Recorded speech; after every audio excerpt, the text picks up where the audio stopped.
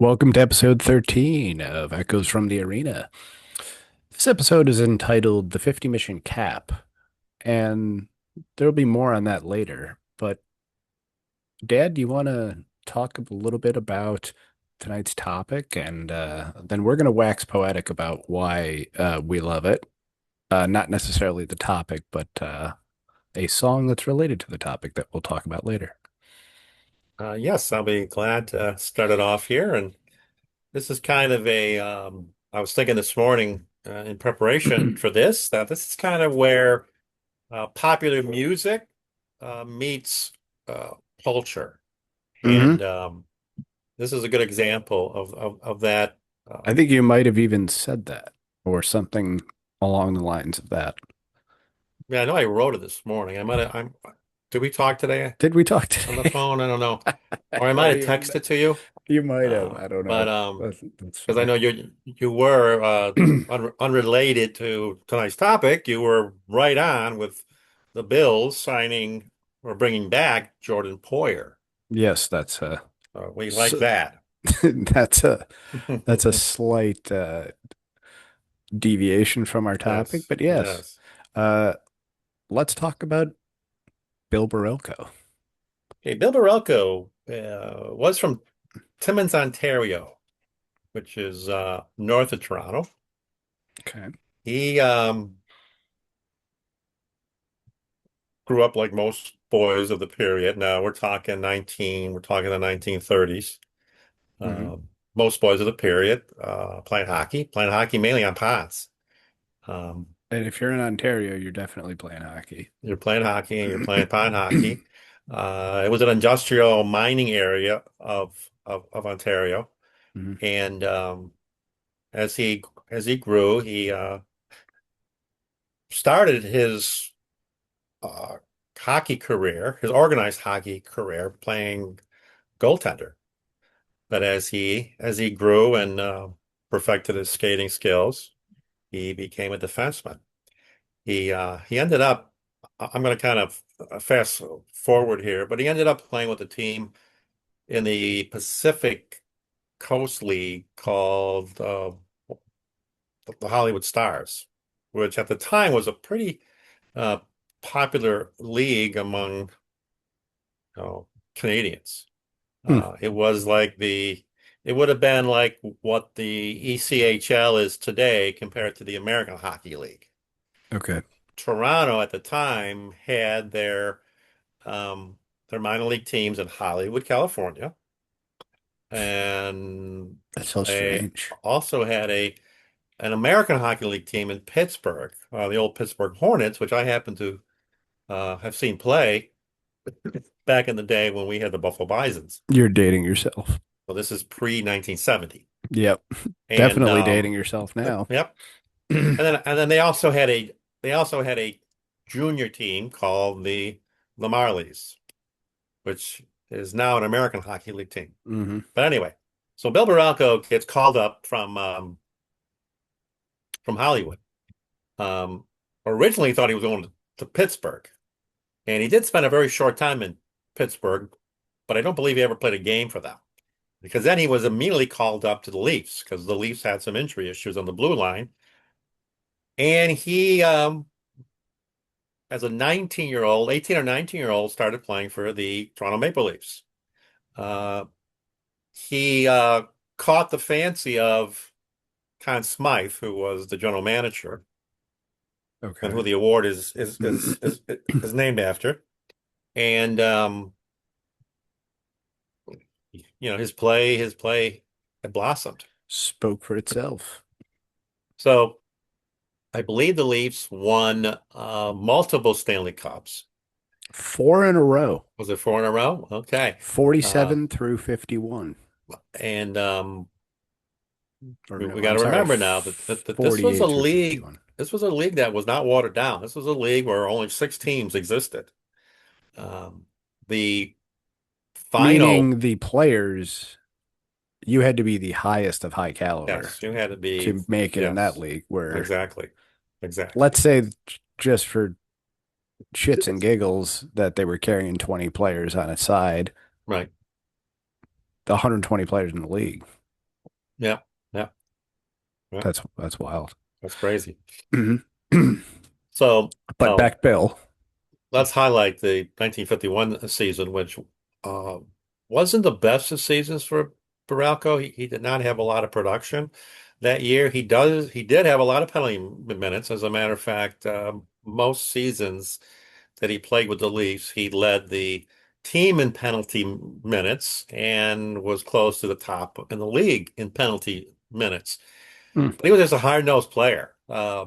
In the book, which I use as research, a book called Without a Trace by Kevin Shea. Barilko was when you were on the ice, meaning his opposition, You better know you where he better was. know if Barilko was on the ice. You better have your head up and on a swivel. So come game seven of the 1951 Stanley Cup Hmm. final. It's an overtime, and the uh, the coach at the time was Joe Primo, and he had a very conservative approach towards defense. His defensemen more or less stayed home, Hmm. and there was a shot that went. Uh, there was a puck that went behind the boards, Hmm. popped out. There was somebody took a shot. It was kicked out by the goalie. The goalie was on the seat of his pants, and the puck kind of just laid there. And Barilko just charging from the point. And as he was being tripped and kind of flying through the air, he got his stick on the puck and it went up over the shoulder of the goalie. And it was, another Stanley Cup for the Leafs. And I'll And post a picture of that on in our show notes on Facebook.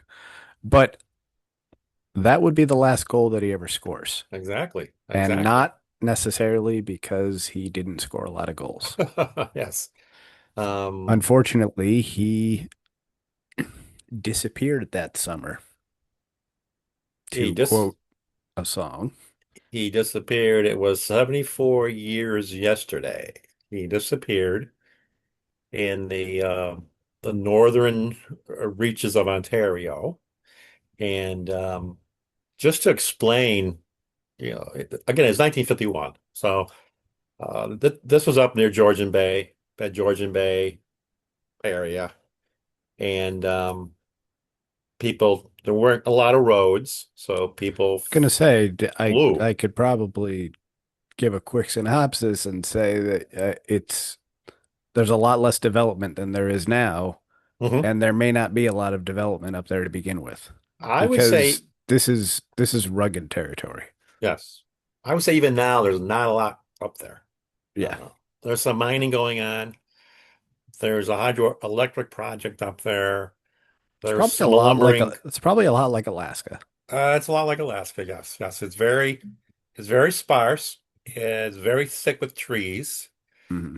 The best description I was thinking this morning, how do I describe this to everyone? And although the vegetation is obviously different, but if you think of the Amazon rainforest and the They, canopy of hmm. trees, and if something goes beneath the canopy, chances are you're not going to find it. Hmm. And the same is true with this area of Ontario. Very thick forests. Thick, dense, rugged forests. Yes. And during the summer, when he disappeared, obviously, and they did put out a massive search, courtesy of the Royal Canadian Air Force, the canopy was so thick that the plane, no, the plane did go in, obviously, at an angle. Hmm. But and the searchers were looking for some type of a debris trail, which they weren't able to find. So that forest just sucked this plane up. So And to go back a little bit. So what hmm happens this summer of hmm 1951 is hmm Bill Barilko and his buddy, Do you remember the guy's name? The the Hank, the the pilot? pilot. Yeah, it Yes, was his friend, Henry Hudson. Henry He was a Hudson. dentist. He was a Okay. dentist. Uh, I thought his name was Hank for some reason. Although I guess if you're a Henry, you can be a It could have been Hank. a nickname of his, yeah. Yeah. Henry Hudson, fly up to Northern Ontario, very Northern Ontario, and go fishing and possibly hunting. That's not the important part. Unfortunately, the important part is on the flight back, the plane crashes and he is not found from that search party. They don't find the plane, they don't find bodies, they don't find anything for over a decade. Hmm. Yep. And in 1962, I believe it is a helicopter pilot, Hmm. Yes. right? Yes, you're That right. finds, that stumbles upon the debris trail. Not finds, he wasn't looking for it, I don't think. But stumbles upon, what is it, the tail of the plane? I believe it was the tail of the plane, or it was one of the pontoons.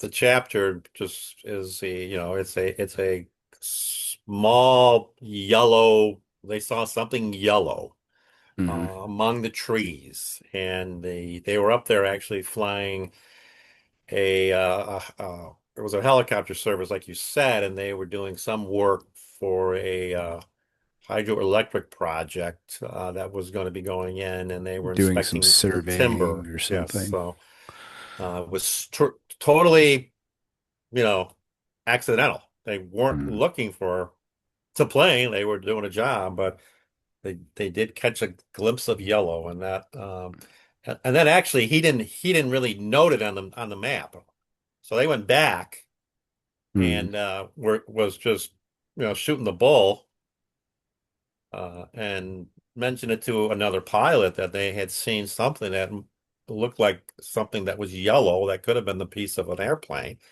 And the other gentleman said, "Well, that's where it's rumored that Bill Barilko, his plane went down." So it took them quite a while they sent out, again, they sent planes out, helicopters, what have you, Hmm. and it took them quite a while to find it again. Now, we Wow. had a general idea where it was, Hmm. but they did eventually find it. And then they did put, boots on the ground, so to speak, to get in there. Again, a lot of the land was more like a bog, like a peat bog almost. Yeah. So it probably sucked up.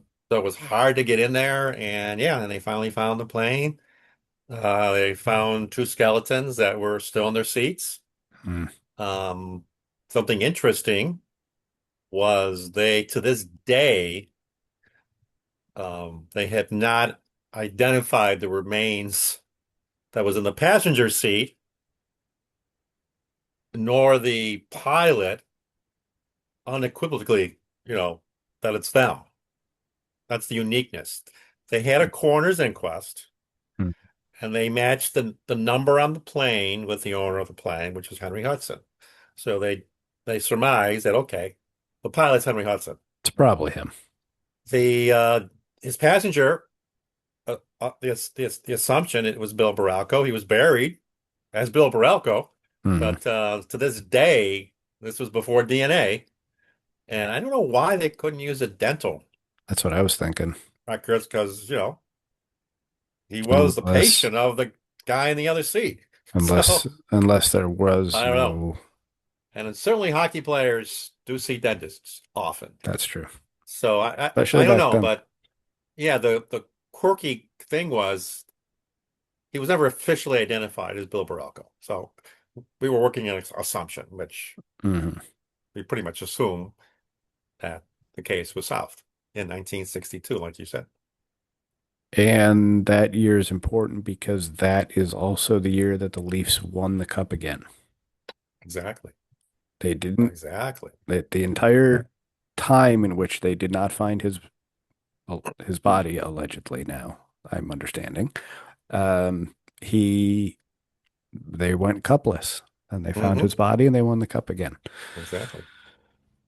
Weren't you telling me something about someone else disappearing by a similar name? Yes, in the 1930s, someone in that same area went missing, and lo and behold, his name was Bill Barilko. No relation, and they never found the body. Okay, So that's a that's weird coincidence. that's really fucking weird Something more as weird, Matt. that The you haven't told me. I haven't told you Oh this. my This God, my came up heart's in the gonna book. explode. A The explorer Henry Hudson was a victim of a mutiny. He was put aboard a rowboat with his family and set adrift in up there. Uh-huh. Again, perished, never to be seen again, near where Dr. Henry Hudson crashed Jesus. his plane. No shit. So there you go. Really weird. That's too weird. It is weird. That's pretty far north, now that I'm thinking about That's it. way up there. That's way, way up there. And it is very sparse. My brother, your uncle, was Mm. up there when he was much younger, and I believe that by then they drove up because there were, you know, there were roads. Some This would have roads. been in the 80s, but it's way up there. And Chuck was saying there's not much around. There's some small villages, towns that cater to, you know, the loggers, the miners, Mm. and the sportsmen, and that's Mm. it. There's not much else out there. I don't even know if a Tim Hortons would be there. Oh, Dad, it's Tim Hortons Canada. is Come on. everywhere. Are There's got to you be a. ready for the Tim Horton connection, or should we do that later on? Well, yeah, let's do it now. Okay, well, Tim Hortons from generally that area, Hmm. and there were a defenseman that took Barilko's place on the roster. Although Horton was already in the organization, he was playing with the Pittsburgh Hornets. But eventually, the player that permanently, well, not permanently, but took that position for quite a while For the Leafs was Tim Horton. was Tim Horton. And as we all know, um, Tim Where Horton we're also from. died tragically Yes. on the Queen E. Yeah. And a crash in a Di Pan- Tommaso Pantera yeah, Pantera, yeah, yeah. on Coming the back from Queen the Elizabeth Leafs Way. game. Hmm. He was allegedly in Toronto doing business and stayed after, did not come home with the team. So there you go. So a lot of weird coincidences with this whole thing. So you may be asking yourself, why Bill Barocco? Why do you know anything about this person who last did anything of note in the year 1951? And that's because there's a song by the name of 50 Mission Cap, which is the name of this episode, that tells the quick, brief history of Bill Barocco's um, tragic death and the finding of his body as part of the lyrics. The song is by the Tragically Hip, and once again, the name is 50 Mission Cap. At the I did not want to risk being copyrighted, so we're not going to play the song, but I did post the other day on our Facebook page the YouTube video of the song.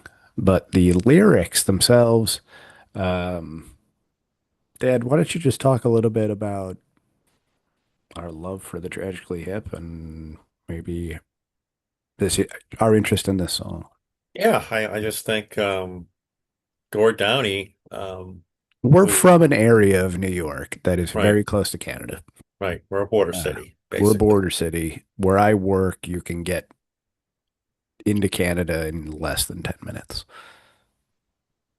And when I went to school up at Niagara University, my dorm faced Canada. So when I got up in the morning and opened up the shades, there was Canada, right Yep. across the gorge. I looked at the Sir Adam Beck Power Project, which is the sister project to the Robert Moses, which is on the American side. So yeah, we're very, Yeah. very close to Canada. Probably a quarter of the university had Canadian students, so we had a lot, or I had a lot of interaction with Canadians, fantastic people.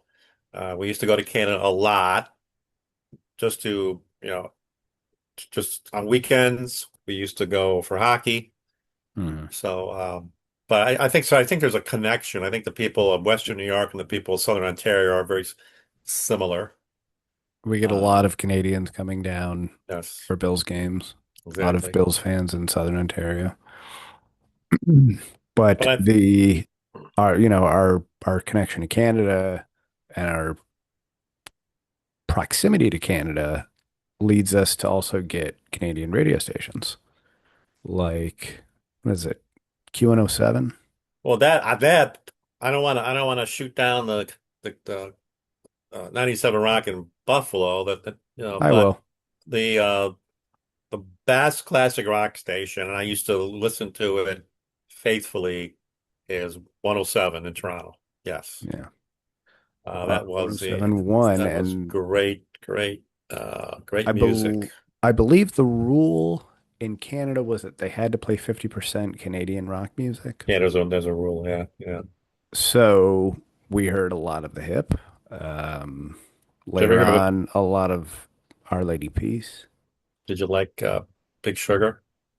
Yeah. Remember them? Hmm. They I played a didn't know lot they're of Big Canadian. Sugar on They're 107. Canadian. Yeah, I think they're Canadian. Yeah, they're a Canadian band. But so we heard a Um, lot of Tragically Hip, and the this song uh, would come on often, even when it was like not no longer new, right. because it was just a song that people in this area gravitated towards and liked, and it was called 50 Mission Cap. And I strongly urge everyone to go listen to the song. Um, Now you've had the benefit of hearing it in concert. I've never heard it I've in heard it in concert. concert. I've obviously it's on my playlist. I listen to it a lot, but Mhm. I've never heard it live. So talk a little bit about how the audience I mean, accepted that song when they started the. You could tell it's coming with the you riff. know it's coming because of the riff. But I was just pulling up the lyrics to the song, and I think what I appreciate about this song is the story that it tells, the way that it tells it, and it finds this is more of a thought on the Tragically Hip, this third thought. It finds a an intersection between folk and rock that makes me enjoy folk Mm-hmm. music. Um, but it's still very rock. It's very much a rock song. Um, just tipping its cap to folk music, I think. But so the lyrics, let me read the lyrics. Okay. So Bill Barilko disappeared that summer, and he was on a fishing trip. The last goal he ever scored won the Leafs the cup. They didn't win another till 1962, the year he was discovered. I stole this from a hockey card I keep tucked up under. And then it goes into the chorus. My 50 mission cap.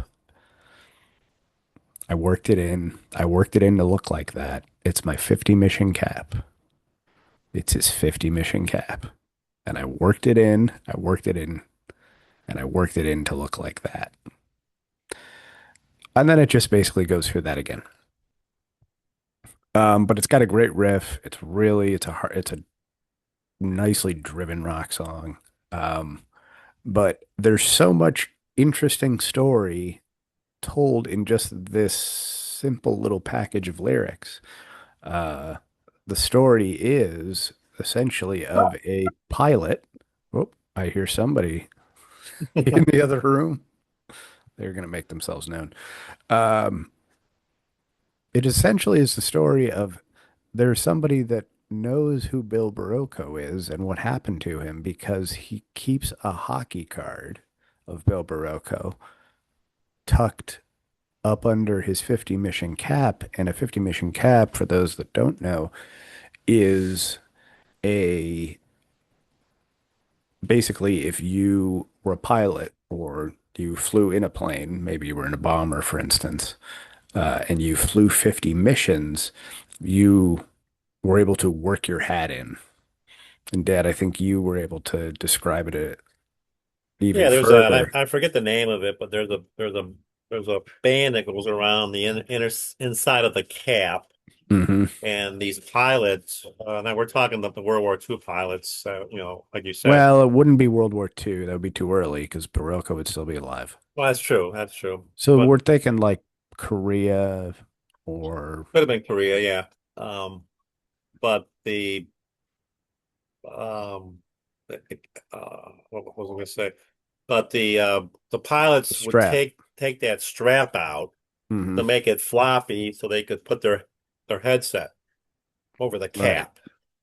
And it was And more I know comfortable it that way. initially the brass was a little pissed off that that's you're not in uniform, but then they realized, hey, this guy's flying like 50 missions, so I think he can do what he wants, more or So less. the So idea being that if you were walking around with a slouched cap that looked like it had mhm, seen some wear and tear, yes, it's because that person has flown 50 missions and you know, exactly. on the 50th mission they get to work the cap in.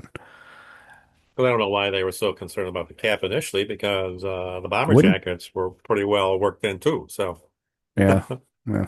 but so that's the lore, and So he keeps um, this hockey card right. tucked up under his hat for good luck. And that little piece of information or little piece of lyric basically spawns this entire episode, but also like my interest in, okay, who is this Bill Baroco? And I had a remake of the card of him scoring that goal. It was in a pro set back when I was younger, I think. Yeah, Like because pro set. you used to Pro buy set. you used to buy the big boxes of all the cards. Yeah. And we used to go through them. I remember now. And one of them was Bill Baroco Because scoring the game-winning goal in the 1951 Stanley Cup. I don't know how you, but as first time I heard the song, well, even I actually the first but number of times I listened to the song, I was so intrigued by the riff and the That music. I didn't even listen to the didn't lyrics, really listen to the words. And then, which is weird because it's not hard to make out what he's no, saying. it isn't. He's one of the singers that when he sings, you understand what he's saying. And I'm surprised I never heard about it, Hmm. because now again, Matt, I'm dating myself. I know, but when I was a kid, Hmm. prior to 1970, I was a Leaf fan because We had no team. I would, we were lucky enough, like we were talking earlier, to live near Canada, and we Hmm. had the antenna on the house, on the roof, so we could pull in Channel 9 and Channel 11, Channel 9 out of Toronto, Channel 11 out of Hamilton. But Channel 9, CBC, had Hockey Hockey Night Night in in Canada Canada. every Wednesday and Ba, ba, da, ba, da, Saturday ba, night. And ba, there da, you go. ba, And that's da, the theme. ba, da, da, da. And I mean, I if hope I don't get copyrighted for doing it with my mouth. Ba, ba, it, ba, ba, da, ba, da, da, da, da, da, da, there da, you go. That's good, da, man. da, da, da, da, da, da, da, da. That's pretty And if close. that's good. And if the Leafs were in town, Yeah, you would get the Leaf game. If the Leafs were on the road, you would get Montreal. Montreal. Unless the Leafs were playing Montreal, then you would get, obviously you're seeing the Leafs. But yeah, I remember um, um, initially, what was the name of the broadcaster? I can't think of him now. I'm drawing a blank. It became Bob Cole, Yeah. but he wasn't the pioneer hockey broadcaster. But He anyway, I became Bob remember, Cole, like baby Bob Cole, or a different guy? no, different guy, different Okay. guy.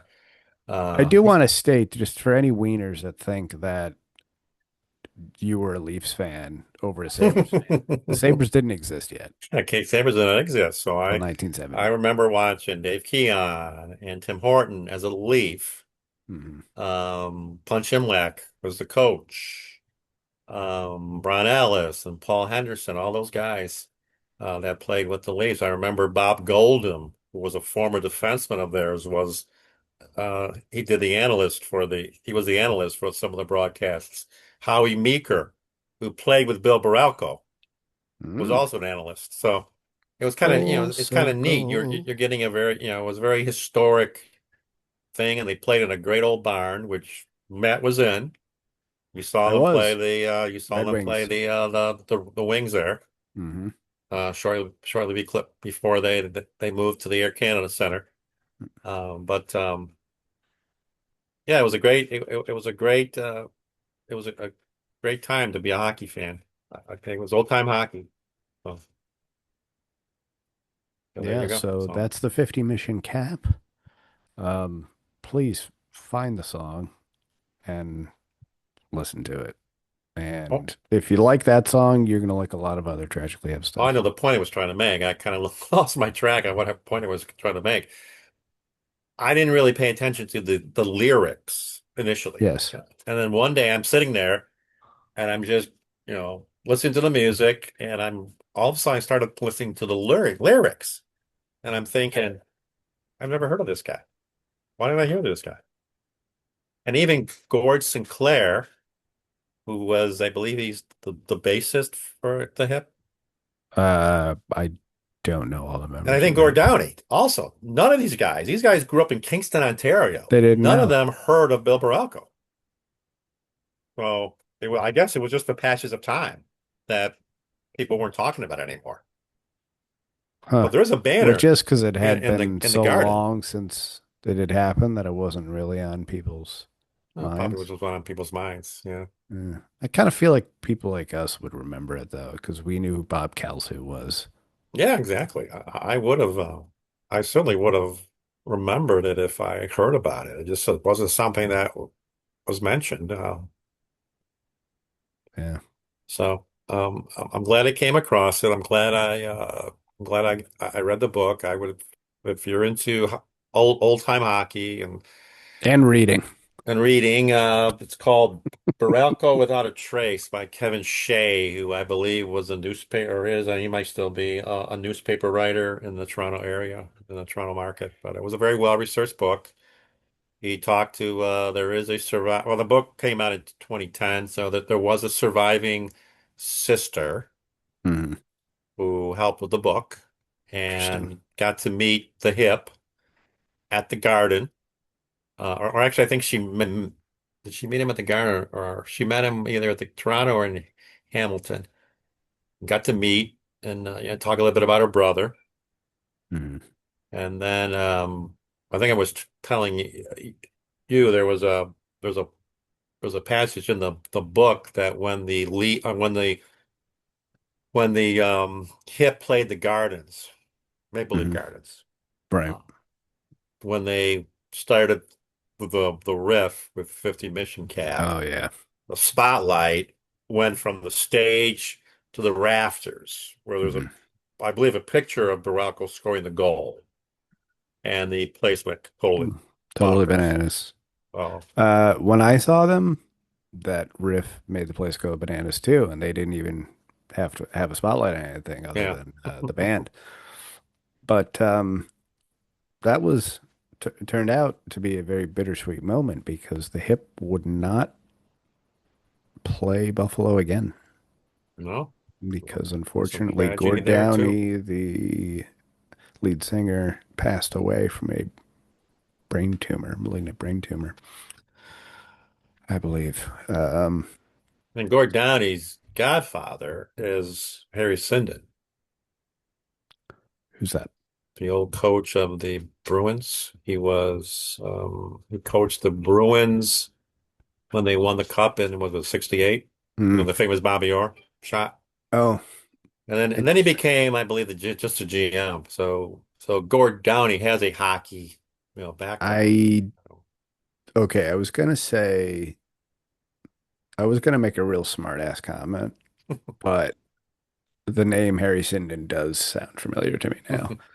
I was gonna say while I have the Olympics memorized back to like 19 whatever, Right. um, I don't have all the former coaches of the Boston Bruins memorized front to back.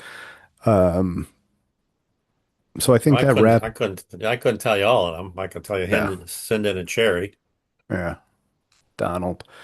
Uh, I think that wraps up our section here on the 50 mission cap, but we do have, we're going to be on the road shortly.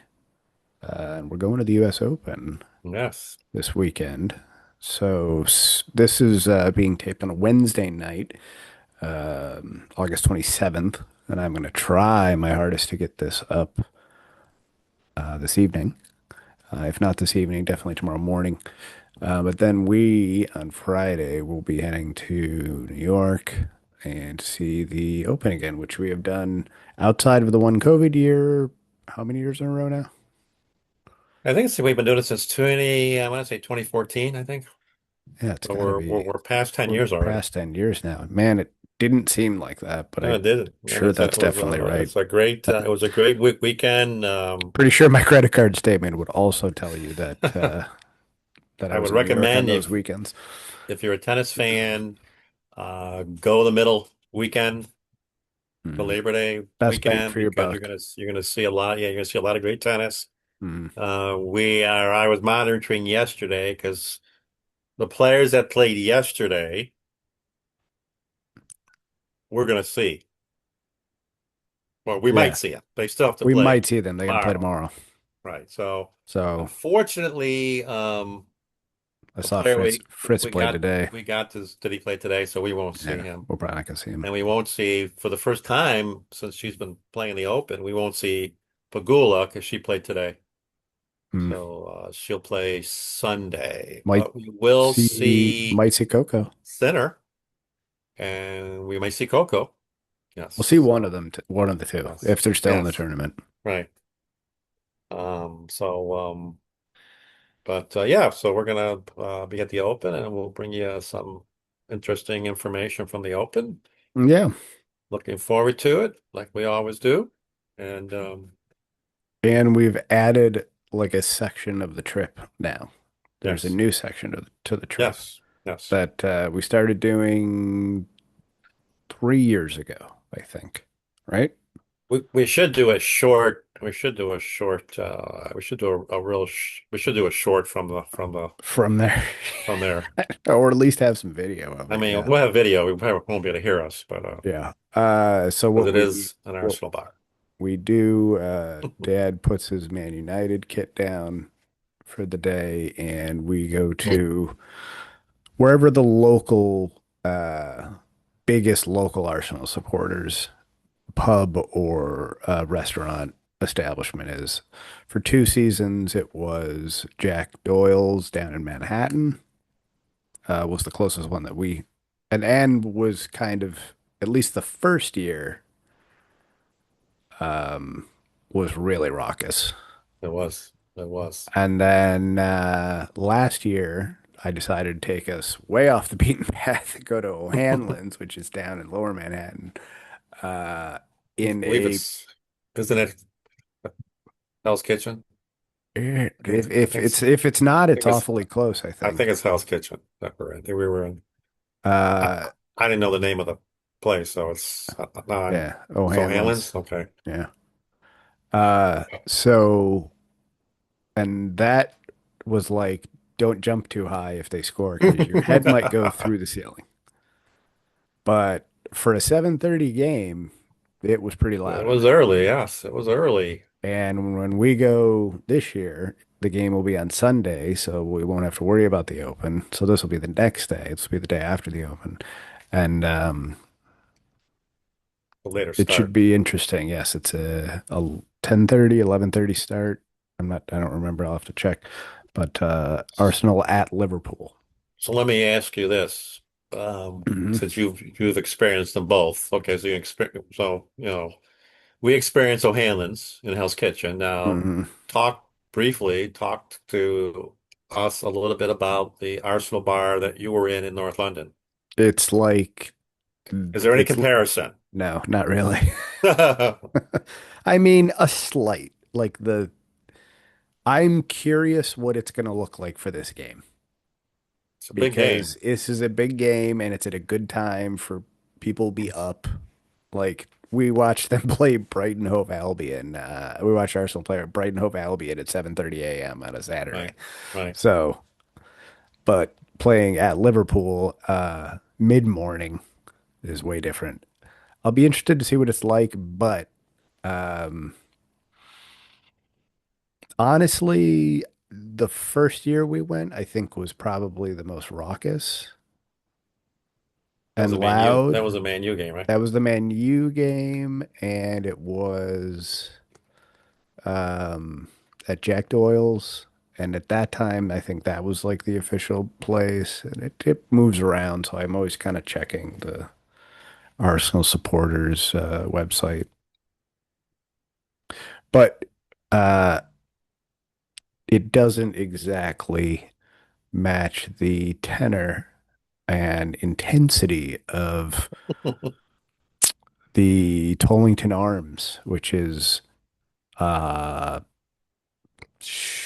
a 7 iron away from So now Emirates Stadium. they were home, right? No, Well, they were on the road. Okay. they were, I was going to ask you if well, they weren't very far. you could hear, They weren't very far away. oh, They were where in were they? Tottenham. Against Chelsea? No, it was Tottenham. This Oh, was the North Tottenham? London Okay. Derby. Okay. So it was my fiance and I. We were at we went to the Tollington Arms to watch Arsenal play at Tottenham. This would be about a month from now last year, and not quite, a couple weeks from now last year. And it was a sight to behold. I've never seen so many people crammed into one place. As soon as the games are on, the patio's empty, Mm, completely empty. wow. I could have done an interpretive dance out there. I had that much room. Mhm. Everyone is in, and the one goal they scored, and I like the way that Jennifer tells it. She said she was looking down and she looked up, and all of a sudden she just saw drinks in the air. And when the game ended, and it ended 1-0 to the Arsenal, she, I remember going to the bathroom and like I could hear my feet on the floor. Mm. And I was overserved a little bit, so I stumbled over and got some fish and chips, and it was one of the most delicious experiences I've ever had. You got fish and chips there or at another establishment? They didn't, they did Oh. actually, they did have food there and it looked delicious, but no, there was a place that was like a super highly rated Mm. fish and chips place. It was like 2 miles away, and I was like, yeah, I need to walk some of this game off. So, Fish and chips was very good in London. It's it was definitely unbelievable. much better than it is here. Yeah. And And we do a decent job here, yeah, there's some places that have good fish and but chips, but it's not the same. it's It's not not as London. good. Yes, it's not Not London. as good. So there So you go. that's the second part of our, I would say, sports journey this weekend. Hoping to maybe get to Brooklyn Brewery too. Maybe later that day. Got to That'll do be fun. Brooklyn Brewery again. I got to have that apple cider. That's the best apple cider I've had. Yeah, it's good. I wish they had it here. I haven't been able to find it. So we hope to have some US Open content. Certainly we'll have some thoughts on the United States Tennis Center and maybe even a quip or two about the Mets if they're playing again, because it seems every year we go. And for those Yes. that don't know, the United States Tennis Center is bumped up right up against the parking lot, and actually not much parking lot, like almost right up against Yeah. Citi Field where the Mets play. So when it's letting out for the day session at the United States Tennis Center and there's a Mets game that night, that is a pretty busy area right there. A Uh, very busy hard area. to maneuver around and certainly hard to get a freaking car. Mm-hmm. Yeah, you got to walk all the way around Yeah, we're not going to City be doing that. Field We're not doing that again. We're to get getting a the cut. shuttle again. We will flag one down for you. Because yeah, yeah, there might be, and actually the Mets are actually having a fairly good season. I'm sure So Steve will be thrilled. I My believe they're in buddy first Steve will be thrilled. place. Is he a Mets fan? Unfortunately, yeah. Yeah, he's long recovering. Yeah.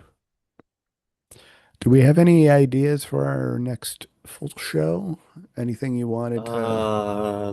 Nothing. I'm trying to think I mean, about some let me things. rephrase that. We have a ton of ideas for shows. It's Yeah, just we got. what should come next is the idea. Yeah.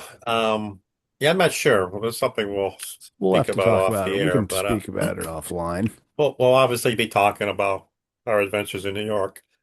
Yeah, But yeah, I do have some ideas, but I'm we not got sure quite a where we few want to ideas go because we're looking at, you know, we try to make shows somewhat pertinent to what's going on in the sports world. I know. with the So anniversary of Barilko's death just being yeah, that yesterday. was the anniversary and the tennis going on and the NFL season starting Yeah, we're gonna have a Bills game soon. to reflect on. So we're probably going to talk. I would say we're probably going to talk football next show because we're right on the cusp of the season. And I believe the first game is on a Thursday night again. So, It's tomorrow night. no, a week from Thursday, a week from tomorrow night. Oh, it's a week from tomorrow night. Because Oh, isn't that the Cowboys and the Eagles? you're right. You're right. My mistake. I forgot they have this week now where they Yeah, don't play.